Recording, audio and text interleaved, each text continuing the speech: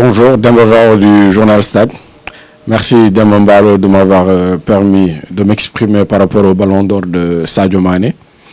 Je pense que comme vous le dites, tout le Sénégal, tout le monde sait qui sera le ballon d'or dans quelques heures. Et ce serait immensément mérité. Sadio Mané le mérite parce que c'est un joueur talentueux et qui a dominé 2019 de bout en bout. Moi, je dis que pour le ballon d'or africain, il a écrasé la concurrence depuis. Donc, c'était au niveau du ballon d'or mondial qu'on se posait des questions. Et je le dis et le répète, si Sadio Mané avait été ballon d'or mondial, ça n'aurait pas été volé. Parce que moi, je considère, et ce n'est pas parce que je suis sénégalais, mais c'est par rapport à ses performances. Je considère que cette année, Sadio a été le meilleur joueur du monde. Pas uniquement le meilleur joueur en Afrique, mais le meilleur joueur du monde. Ce sont ses performances avec Liverpool qui le prouvent. Et c'est immensément mérité pour ce talent qui vient du Sénégal, parce que il a été troisième en 2016. Il a été deuxième en 2017. Il a encore été deuxième en 2018. Et si cette année il est premier, ça veut dire que c'est l'aboutissement vraiment d'une régularité. Parce que si vous avez été 3 fois sur le podium et que vous vous retrouvez premier, ça veut dire que c'est immensément mérité. Parce que vous avez été régulier dans le temps. Vous avez été régulier pendant 4 ans. Donc, même l'année dernière, s'il avait gagné, ça n'aurait pas été volé. Et s'il gagne cette année, ça veut dire que c'est la récompense vraiment de la constance. Et Sadio Mané a été constant depuis qu'il a été révélé.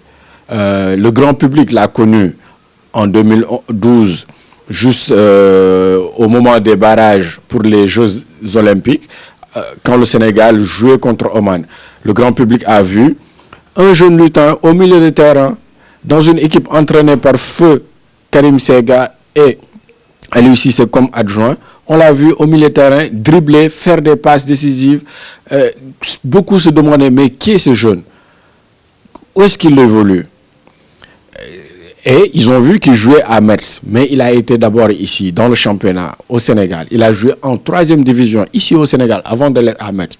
Il était un des meilleurs joueurs de cette année-là, en 2010, en National 1, aux côtés de Baye Rondoy, avec Génération Foot, qui avait comme entraîneur Jules Boucher. C'est là que Sadio Mané a commencé à jouer pour la première fois en championnat.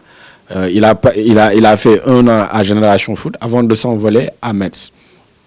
À Génération Foot, il n'était peut-être pas cette année-là le meilleur joueur parce que beaucoup misaient plus sur Baye Rondoy. Mais comme Sadio a toujours été un joueur très motivé à vouloir progresser d'année en année, il est arrivé 9 ans après, 10 ans après au sommet. Donc en 2010, au début de la décennie 2010, Sadio évoluait encore en 3e division ici au Sénégal. Au début de la décennie 2020, il est consacré meilleur joueur en Afrique. Et chaque année, on peut dire que Sadio Mané a progressé sur tel aspect, sur tel aspect. Maintenant, il est devenu plus tueur devant les buts. Il est devenu également passeur. Il est devenu très bon de la tête, du gauche et du droit. Donc, Sadio est devenu un joueur très complet. Athlétiquement, physiquement, il a grandi.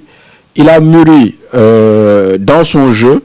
Il ne fait plus beaucoup de gris-gris comme avant quand on venait de le découvrir en 2010 avec les Olympiques du Sénégal et avec l'équipe nationale A. Maintenant, Sadio fait ce que le jeu lui demande, ce que le jeu commande. Donc, il est toujours vraiment très... Il a vraiment progressé entre-temps, en 10 ans. Il a gravi les échelons et aujourd'hui, on peut dire que vraiment, c'est un titre mérité.